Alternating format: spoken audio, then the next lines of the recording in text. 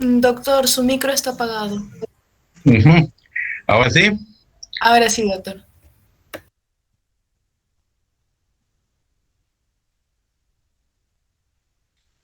ya. El día de hoy vamos a hablar sobre insuficiencia cardíaca en pediatría. Es un adelanto porque se ve, ¿no? Alumnos, clase, Sí, doctor. alumnos, Sí, se ve. se ve, ¿no? Sí, doctor. Ok, ya. Entonces le decía que el día de hoy vamos a ocuparnos sobre un síndrome que lo vamos a volver a repetir probablemente en clínica pediátrica. Vamos a hablar, vamos a hacer una introducción a lo que significa la insuficiencia cardíaca en pediatría. La insuficiencia cardíaca en pediatría es un síndrome cuya principal causa o etiología en niños es la cardiopatía congénita. De lejos, es la principal causa que lleva a una falla cardíaca. Aparte de las cardiopatías congénitas, están las miocardiopatías, las miocarditis, en las causas de origen cardiovascular, digamos así.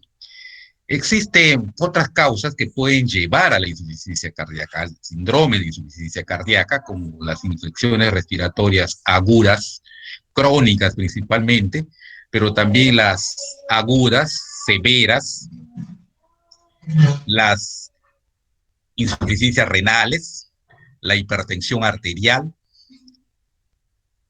la sepsis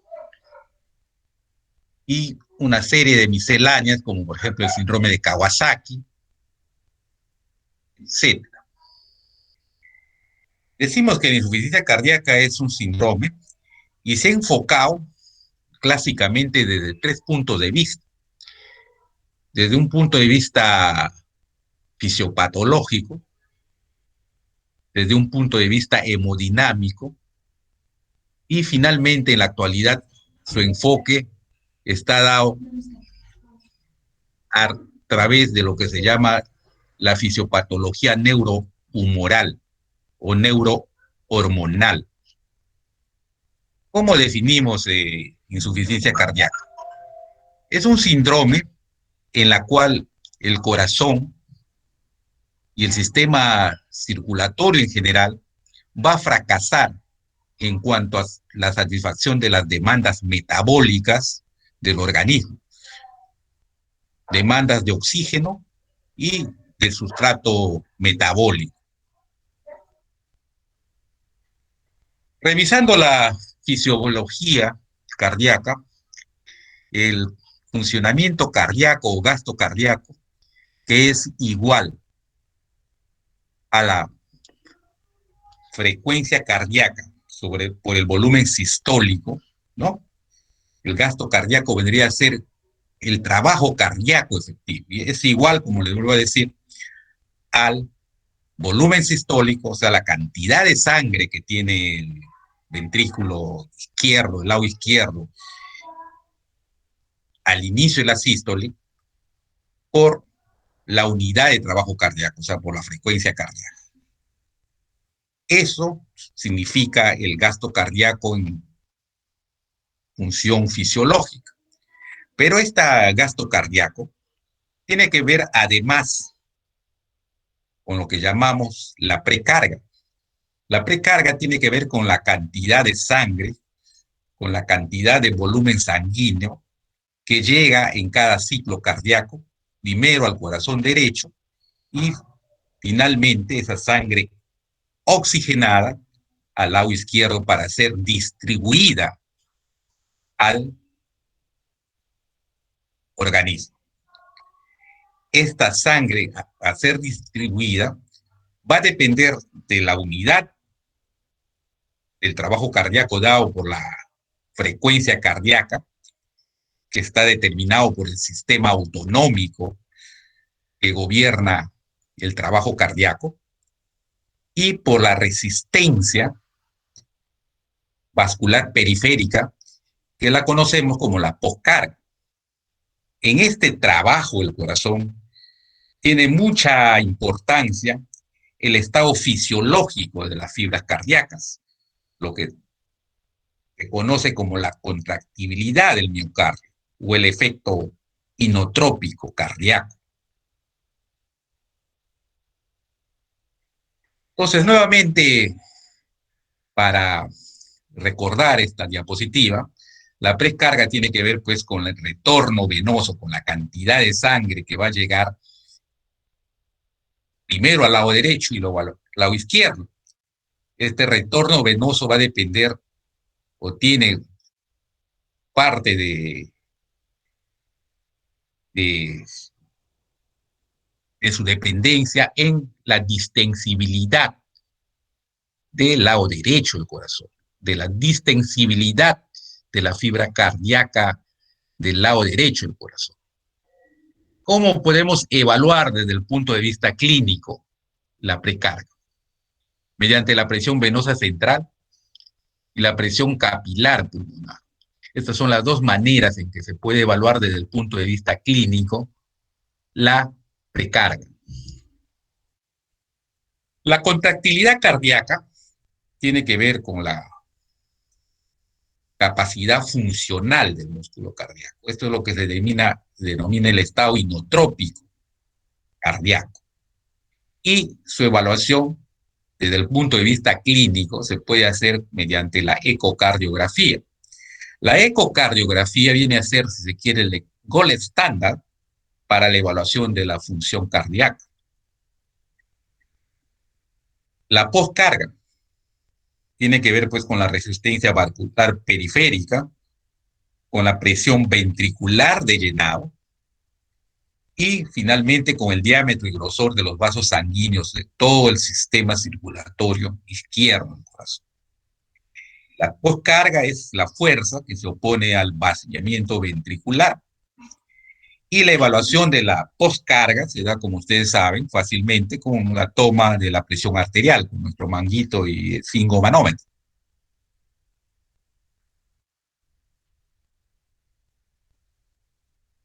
La unidad de trabajo cardíaco va a estar, si se quiere, determinado por el funcionamiento del sistema nervioso autonómico, generalmente la parte simpática.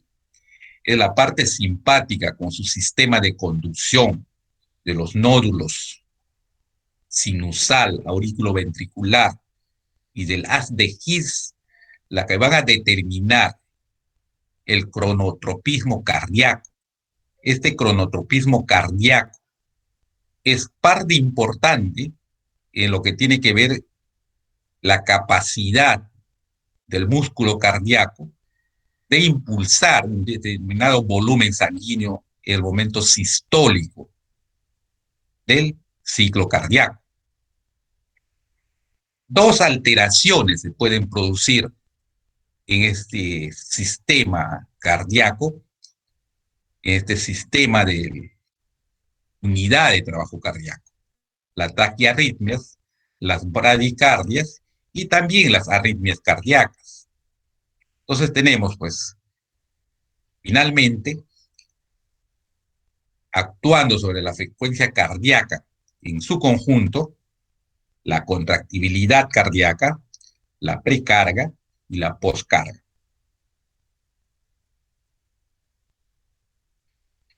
¿Cuándo un corazón comienza a fallar?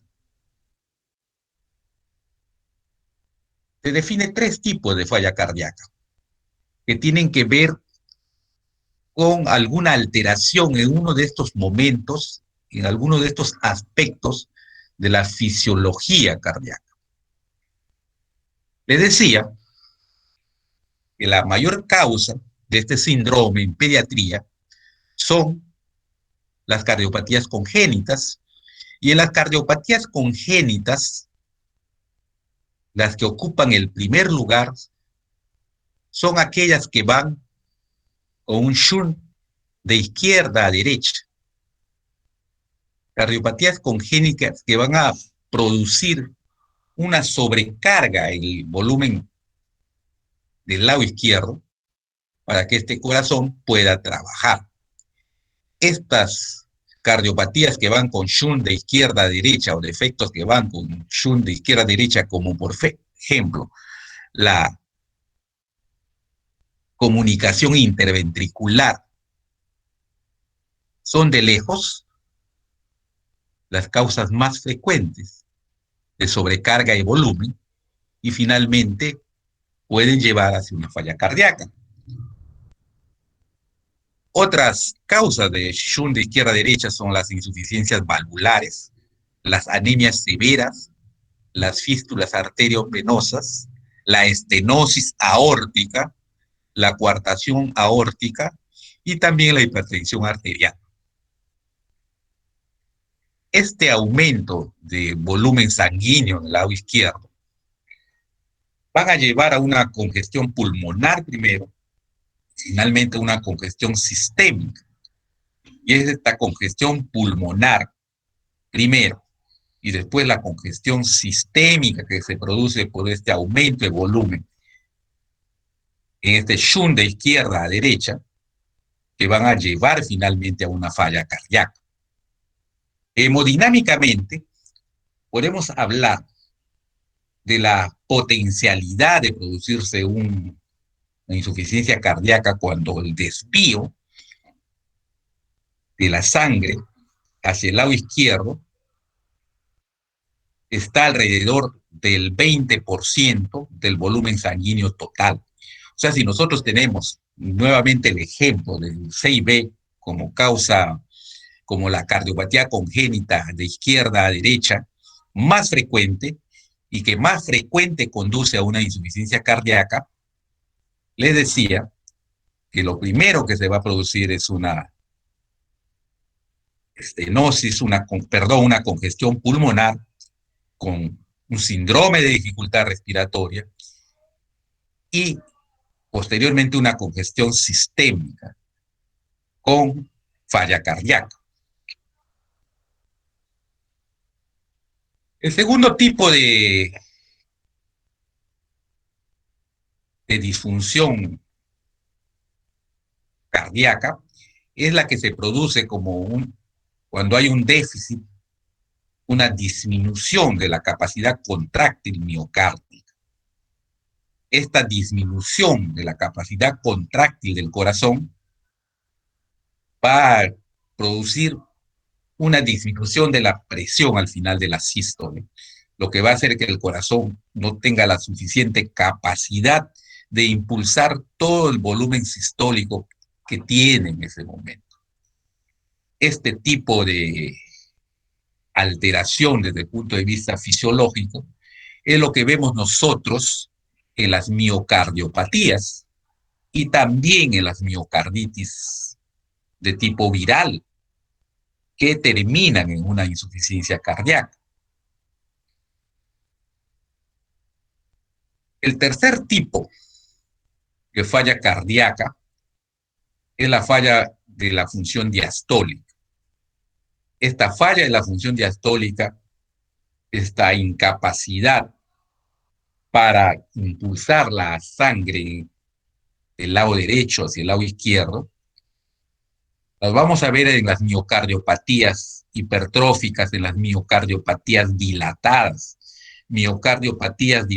que pueden ser consecuencia de una evolución larga o simplemente de cardiopatías congénitas, de miocardiopatías hipertróficas, en las cuales las probabilidades de infecciones virales intraútero son las causantes de este tipo de alteraciones. Y finalmente, las taquiarritmias severas como etiología de la falla cardíaca. Cuando un corazón empieza a tener trabas, o si se quiere ver,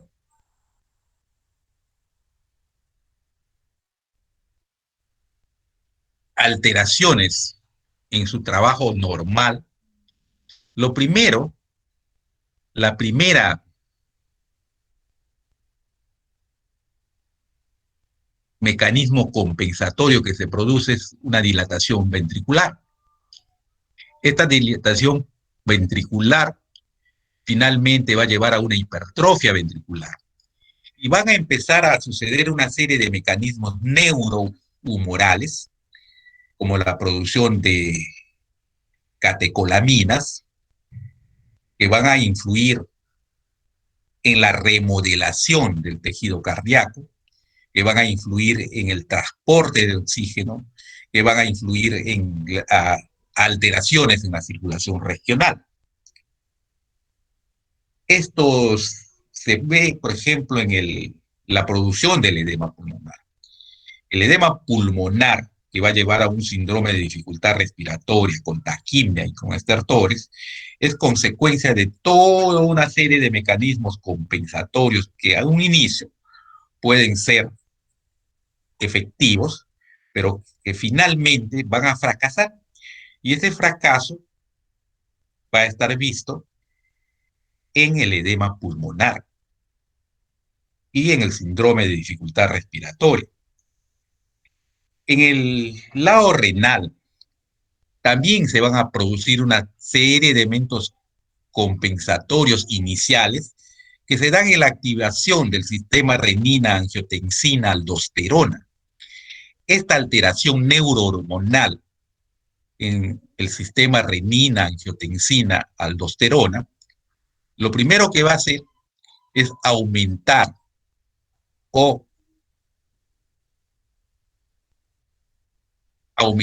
la reabsorción del sodio, y esta reabsorción del sodio evidentemente nos va a traer mayor reabsorción de agua. Esta reabsorción mayor de sodio y agua va a ejercer un efecto de mayor volumen circulante. Todas estas alteraciones iniciales, mecanismos compensatorios, finalmente van a llevar a una falla cardíaca.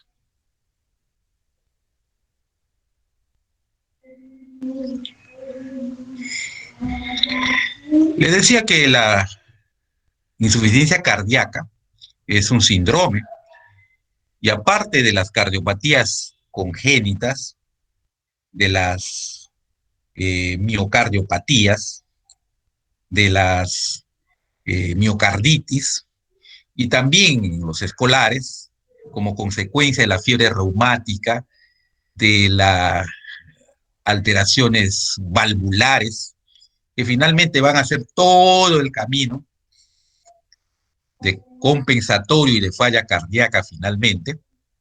Hay diferentes causas que por diversos mecanismos pueden llevar también a insuficiencia cardíaca. Por ejemplo, en neonatología, la asfixia, ¿no?, que va a producir isquemia miocárdica, lleva a insuficiencia cardíaca. La sepsis neonatal, los trastornos metabólicos como la hipoglicemia, la hipocalcemia, la anemia y más fácilmente la policitemia, ¿no?, llevan a insuficiencia cardíaca. Y de lejos, pues, las alteraciones estructurales, o sea, las cardiopatías congénitas, principalmente las que van con shunt de izquierda a derecha, ¿no? Pero otras, como la estenosis aórtica y las fístulas arteriovenosas congénitas, también pueden terminar en una insuficiencia cardíaca. En cuanto a las cardiopatías congénitas cianóticas, principalmente una de ellas, que es el drenaje anómalo venoso total de venas pulmonares, son las que con mayor frecuencia en las cardiopatías congénitas cianóticas, las que llevan a insuficiencia cardíaca. Las otras, como tetralogía y Fallot, las que van con flujo pulmonar disminuida, todas las que van con estenosis pulmonar sin mecanismos compensatorios, lo que da no es insuficiencia cardíaca, sino lo que da son crisis hipoxémicas, hipoxemias severas que pueden llevar a daño neurológico, pero no a insuficiencia cardíaca. ¿Ah? Esto vamos a verlo en clínica pediátrica con mayor detenimiento. Por supuesto que las arritmias, el bloqueo aurículo-ventricular congénito y la taquicardia supraventricular, inclusive intraútero, podrían producir insuficiencias cardíacas.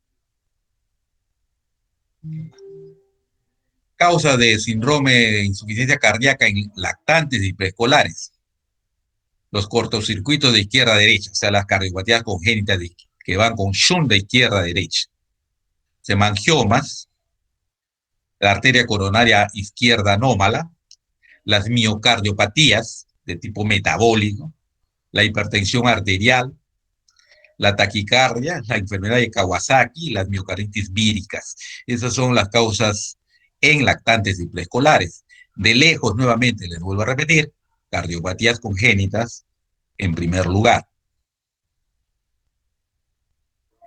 La fiebre reumática es una enfermedad de escolares y adolescentes, enfermedad que lame las articulaciones y muerde el corazón, decían los clínicos clásicos.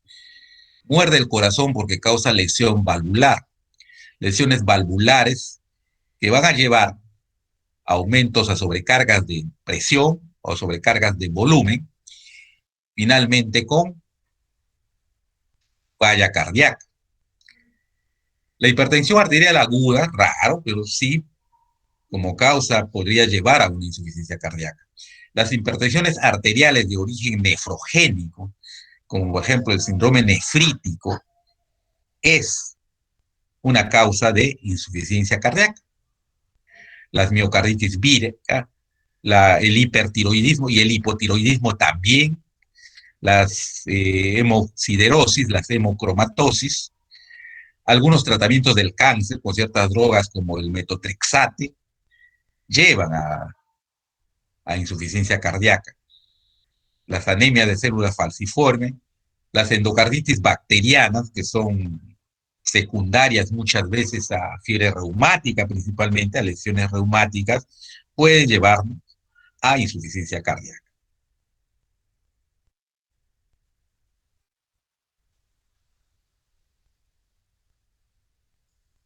¿Cuáles son las manifestaciones clínicas del síndrome de insuficiencia cardíaca? La disnea progresiva. Disnea progresiva, actividades usuales como en los niños mayores, ¿no? El levantarse y cepillarse los dientes, el caminar hacia el colegio, o en los lactantes, en las cuales hay que tener sutileza en esta disnea progresiva, que son las lactadas entrecortadas, ¿no? Si yo tengo un niño con una cardiopatía congénita y empieza a lactar soltando la teta, o en el caso que tome biberón, soltando el biberón y volviendo a tomar nuevamente, como si tomara un segundo aire, esta manifestación de las tetadas interrumpidas es una manifestación inicial de disnea progresiva. La ortopnea, por supuesto que sí.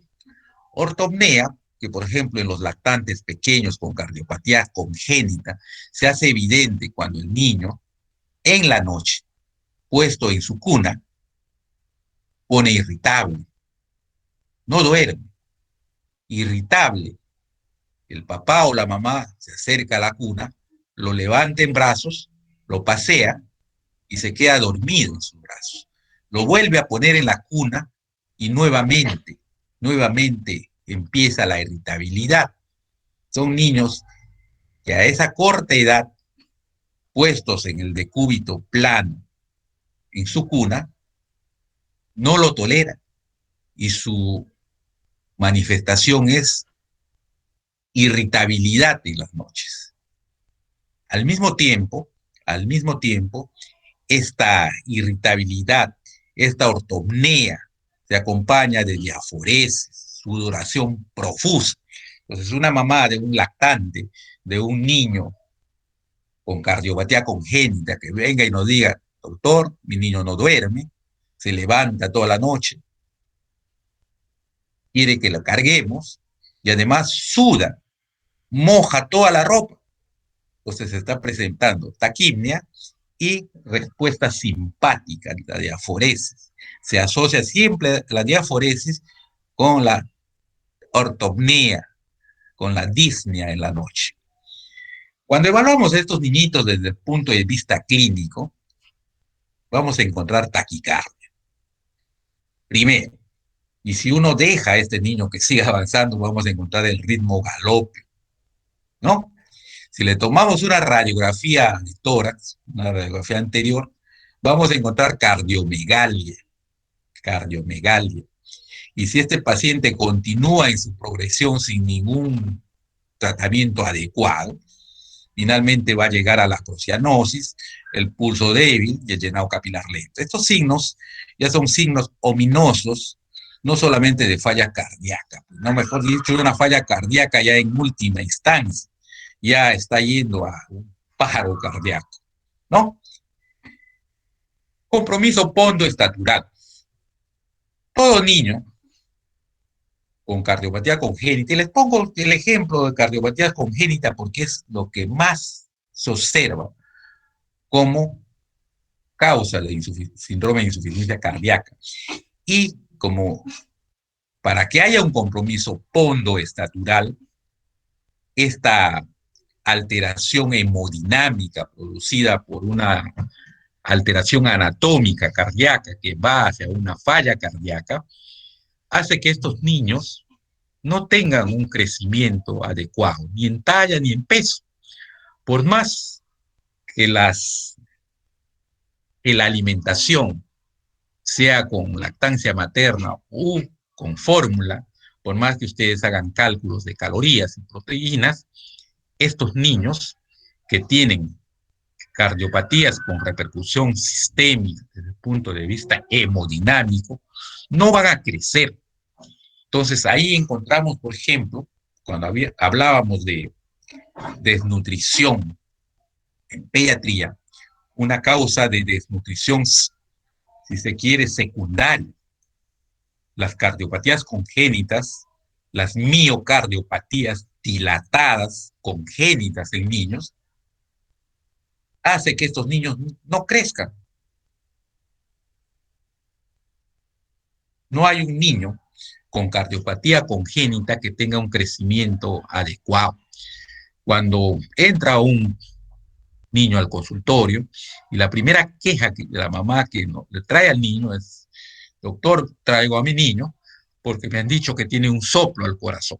Entonces uno ve al niño, si es un niño grande, con buen peso, con buena talla, entonces lo más probable es o que ese niño no tenga el famoso soplo por el que es traído a consulta, o que si tiene algún tipo de soplo, este soplo no tenga una repercusión hemodinámica importante. Les vuelvo a repetir, niño cardiópata, niño que va a hacer en algún momento una falla cardíaca, no crece. Hay un compromiso pondoestatural manifiesto en estos niños. Decíamos que la insuficiencia cardíaca, que la falla cardíaca va a llevar a una congestión primero pulmonar y después sistémica. Cuando la congestión sistémica es evidente, vamos a encontrar hepatomegalia, vamos a encontrar ingurgitación yugular y evidentemente muchas veces edema periférico. En este punto de edema periférico, quiero, si se quiere, decirles algo. No es usual, sobre todo en las primeras etapas, en los inicios de la falla cardíaca, encontrar edemas periféricos en niños. A diferencia de la insuficiencia cardíaca en adultos, los edemas periféricos son raros en un inicio, salvo ya que esta falla cardíaca pues sea de una duración ya, si se quiere, más o menos prolongada. Entonces el edema periférico no piensen ustedes encontrar, sobre todo en los inicios de la insuficiencia cardíaca.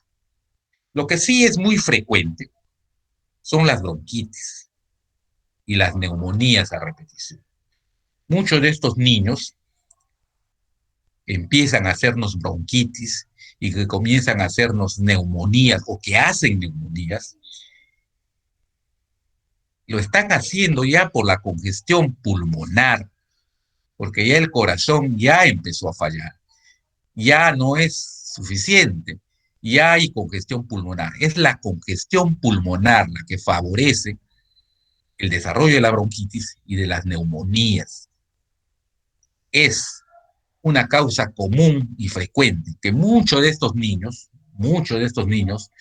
descompensados con insuficiencia cardíaca lleguen al hospital con neumonía, y es la neumonía lo que les descompensa.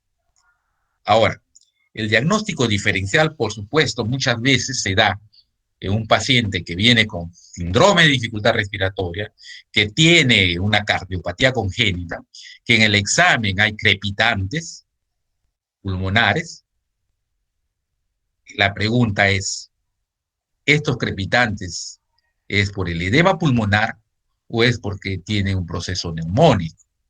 Indudablemente ahí hay que valernos de los exámenes auxiliares, hemograma, radiografía de tórax, etcétera, para hacer la disquisición fina si este paciente tiene un edema pulmonar y también una neumonía agregada.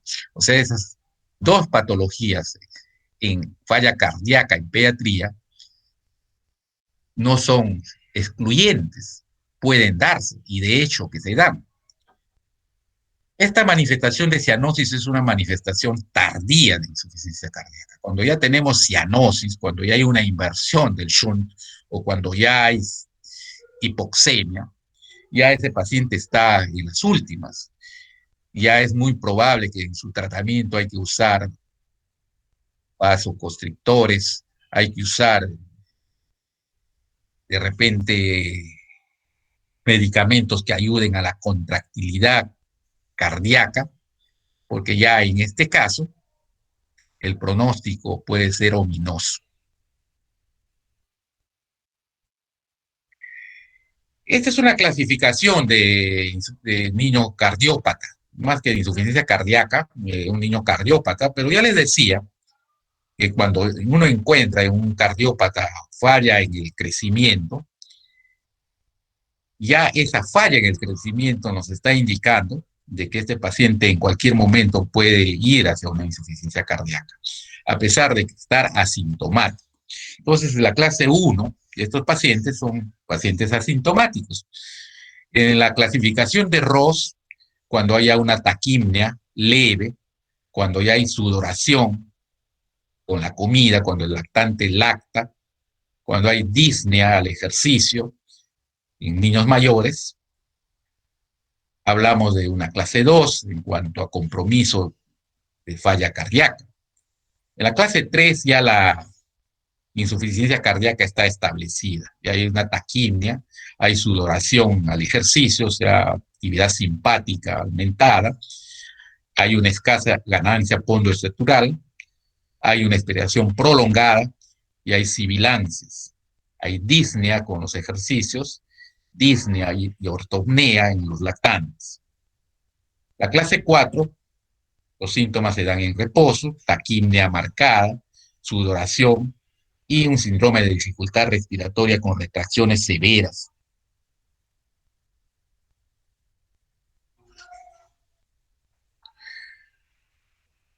¿Cómo evaluamos un síndrome de insuficiencia cardíaca? Una clínica, un examen clínico minucioso, y el primer examen que nos va a dar una visión muy, si se quiere, una visión amplia sobre el problema, es la radiografía anterior del tórax. En esta radiografía, uno se va a centrar en dos aspectos.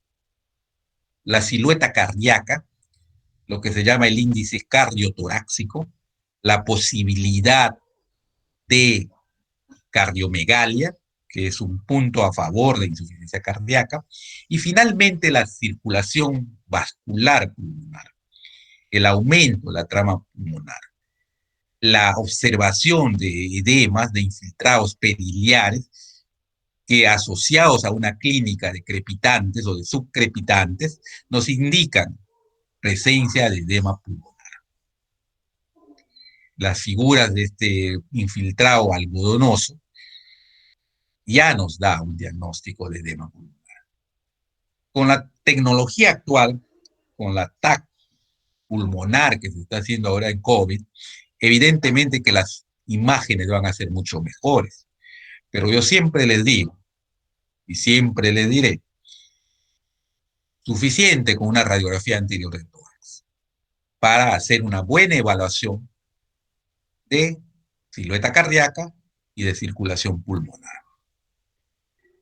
El EKG es un examen, si se quiere, no nos da grandes datos en caso de insuficiencia cardíaca.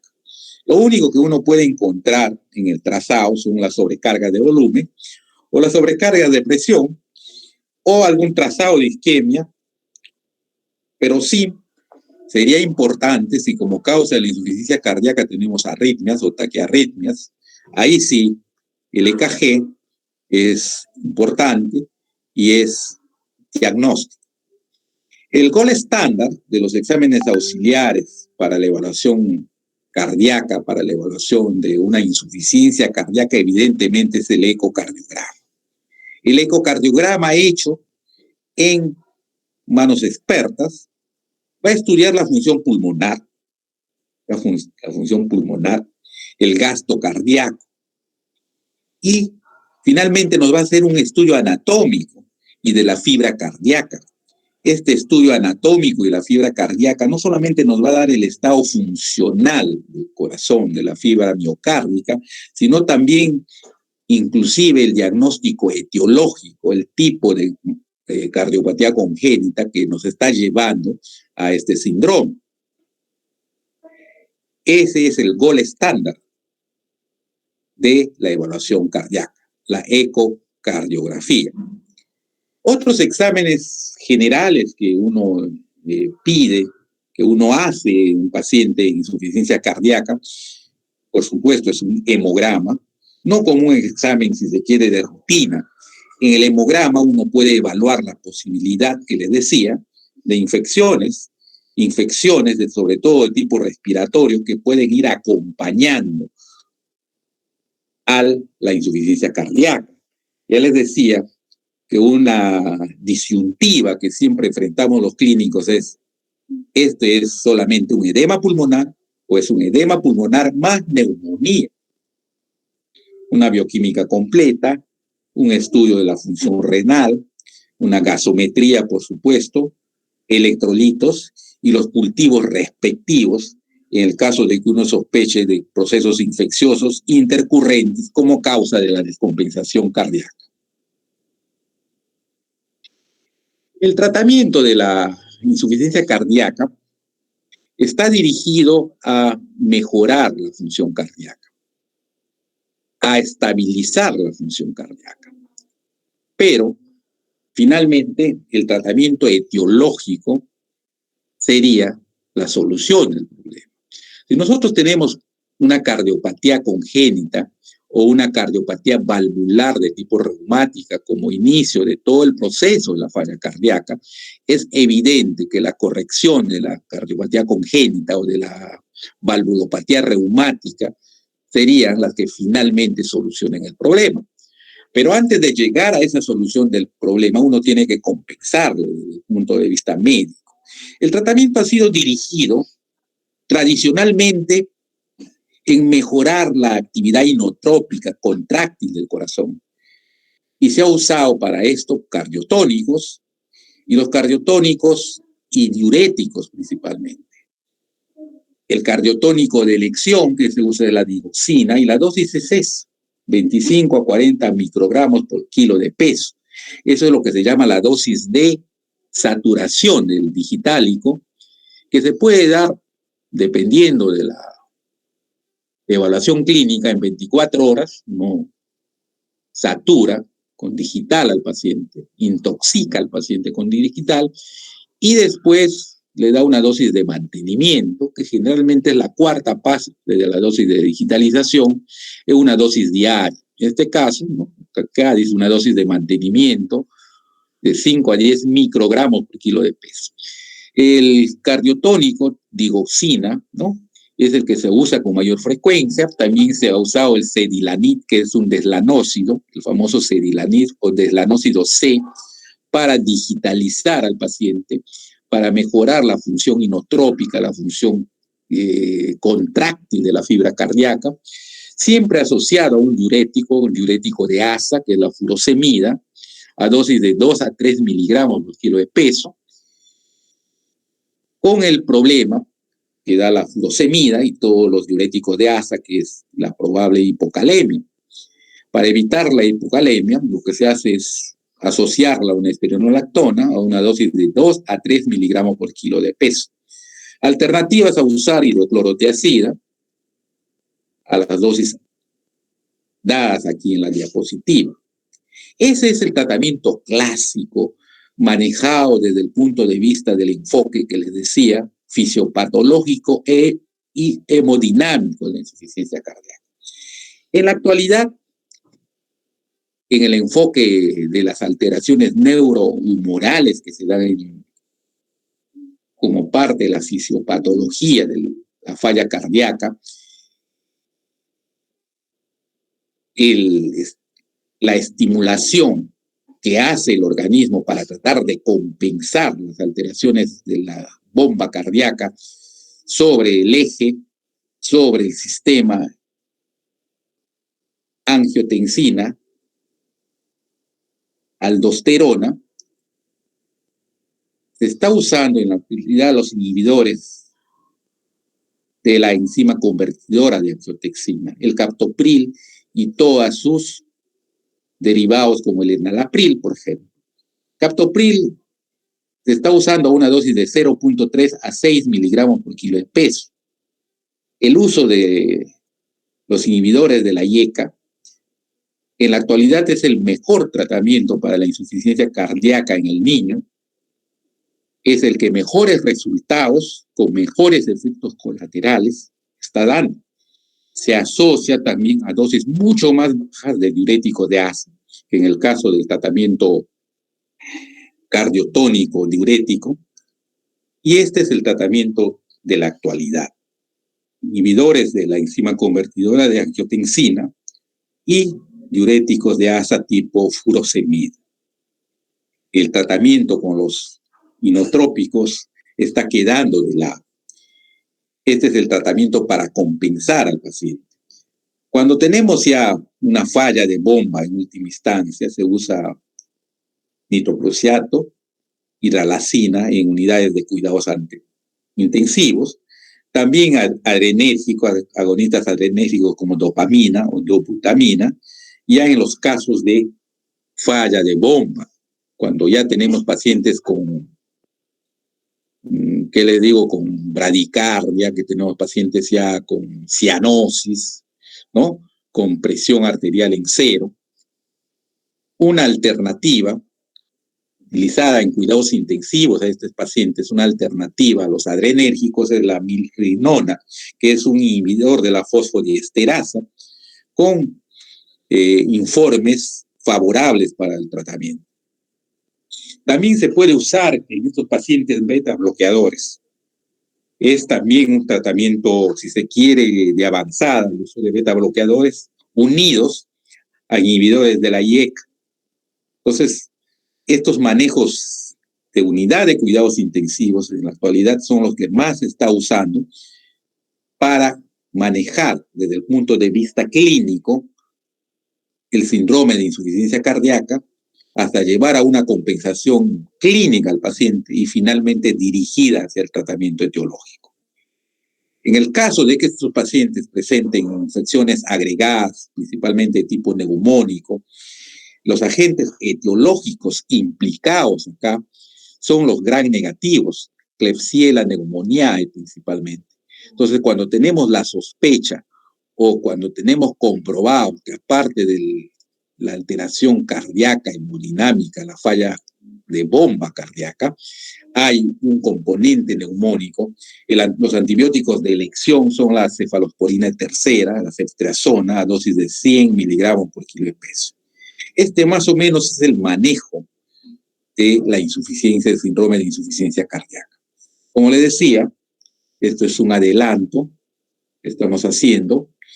Vamos a tratar con mucho mayor detenimiento en el curso de clínica pediátrica, refiriéndonos primero a cardiopatías congénitas como principal causa, como principal problema que nos puede llevar a una falla cardíaca en los niños. ¿Alguna pregunta?